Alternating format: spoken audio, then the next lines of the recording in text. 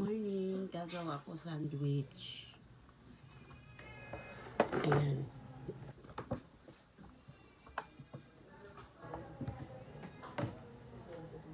Gagawa ako ng sandwich, almusal. Ayan. Lalagay ko dito.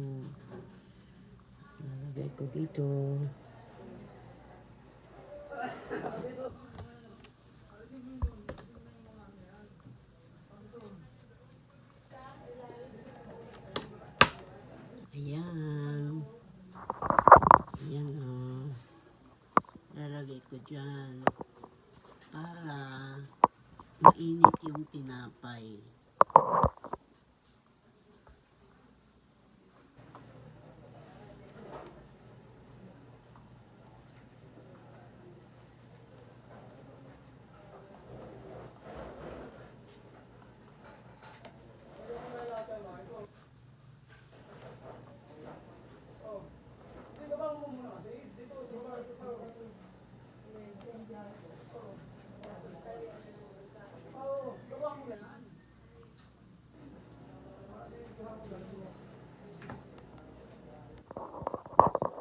Hindi pa siya uusok. Pausukin muna bago bubuksan.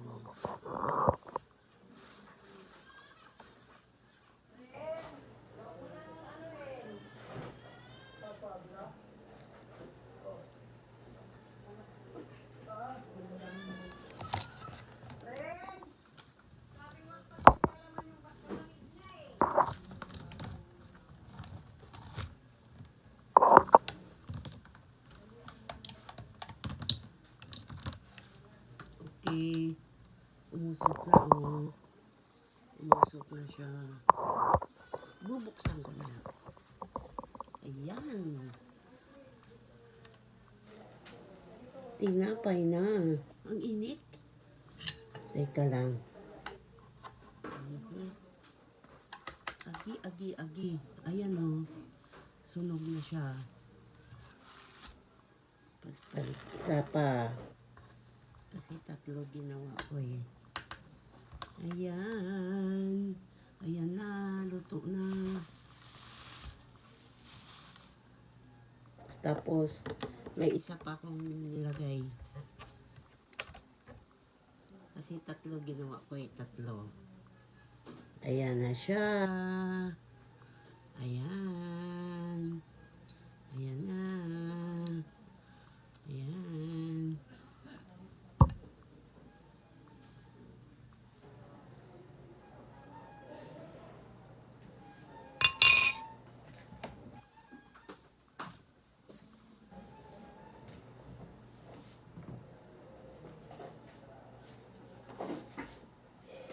Kikinig tayo kay Maharlika.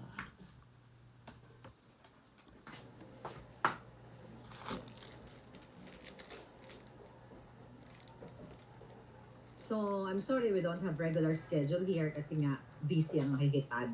Hi, Rainy! Ayan, from Japan. Gising na gising ang mga palangging-ging. Si So Rich, OFW Hero. Si Sir Zoro, ayan, bonggacious. Rebecca, ba't kayo natutulog? Hindi natutulog, mga palangging, ha? Walang tulugan attach. Okay. Hi, Ngayon lang ako Rainy. naghanda Okay, ng pag-usapan na natin.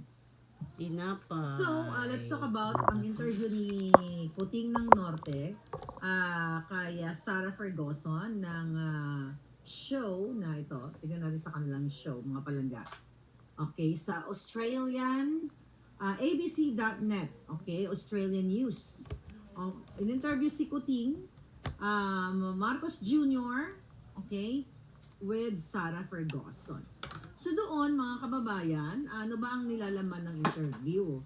Okay. Grabe ang mga Let's points eat. na binitawan ni Kuting na nagbabadya na ang Pilipino ay ibabala niya sa kanyon. Alright? Ibabala sa... So, ang mga strong points na pinag-usapan is yung about authoritarian, comparison, kumbaga inungkat doon yung pagiging authoritarian ng tatay niya. Then, ang relationship ng Duterte at niya sa China, you know, ano ang previous relationship ng Pangulong Duterte, ano yung Pit ko muna comparison. to. Then also Kasi yung kakain mga na ninakaw ako. nilang pera, yun ang sa kaban ng bayan. At masasabi ko na nagkamali talaga tayo by watching that video, this interview mga palangga. Ari ko, Nabudol talaga tayo. Okay? Budol na budol tayo. Putang ina talagang sabi ko, bakit the reason why kaya tayo napunta kay Putin kasi nga yung Dilawan na nag-take over noong 1986, akala natin sila yung nakipaglaban nga dito, 'di ba? Sa mga atrocities, okay, mga human rights violations during Marcos time. Anak ko nga, I was young, pero ang nakita ko talaga sa probinsya noon ay wala yung mga nakikita nyo sa Maynila. Paliwanag naman dyan sinabi ko. Sinuportan ko yung mga putang ng itong Buwakan ng Ginimes. Dahil sabi nga natin, baka isoli na yung mga ninakaw nila at hindi na magnanakaw kasi sobrang ganid naman kung magnanakaw. I think pareho tayo ng, ng parang kaisipan noon. Although I'm so happy kasi yung iba, hindi talaga kayo nabudol. Ibig sabihin, mga palangga, ay tama yung desisyon nyo, nagkamali kami. Pero the thing is, nasa na kayo? Yung mga ngalngal na Dilawan, na galit kay Marcos, nasa na kayo? Nasa na yung mainstream media? O inaamin namin, nagkamali kami, putang ina, nabudol nga kami. Dahil akala namin, hindi na magnanakaw, ang akala namin, makahiya na yung mga buwakan ng inang ito. So kaya kami nabudol. Tapos pinagtawanan nyo kami, di ba? Na now, nag-speak up kami, umayon na kami sa inyong paniniwala. Gugupitin ko siya. Kasi para madali siyang mahawakan, tsaka maliit lang yung susubo. Kasi mahirap siya subo pag malaki Yan ginupit ko. Nagiging ganito na siya, Ang palaman yan, itlog, tapos isang sandwich. Itlog nilagay ko. Tapos yung isa, ayan yung parang beef. Tapos niluto ko siya. Beef. Parang patties. Tapos yun niluto ko. Ayan, nilagay ko dito. Ayan, ito yung almusal ko today. Although sinabi niya sa Australian Parliament, inulit niya dami. Sa interview, tapos, na hindi niya hahayaan. Ayan, madami siya. Tapos kape. Kape. Ayan, kape. The Philippines now Kape. finds itself on the front line Kape. against Ayan, kape. actions that are stability and success. Let's talk about this. Na sinasabi niya hindi niya hahayaan come on. Let's eat. ng ating soberanya, ng ating lupa. Okay, in layman's term, kahit isang, what is millimeter in Tagalog? Pulgada, inch, isang ganyan. Okay. So, hindi daw niya hahayaan. At ang Pilipinas daw ay nahaharap na tayo at ngayon ay nasa frontline tayo laban. Okay? Laban dito sa mga pwede mag-undermine. Ano ba? Sino mga pwede mag-undermine? Okay? At manakop sa atin.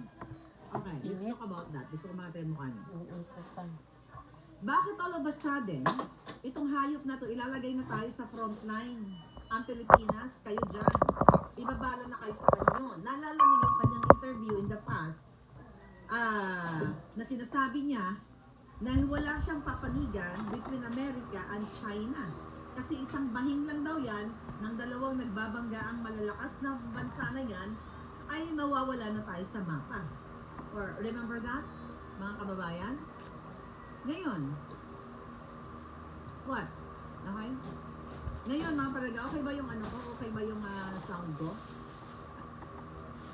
This is one of my favorite one-pan recipes for those days where I want to cook a delicious meal. And today we are upgrading my kimchi fried rice.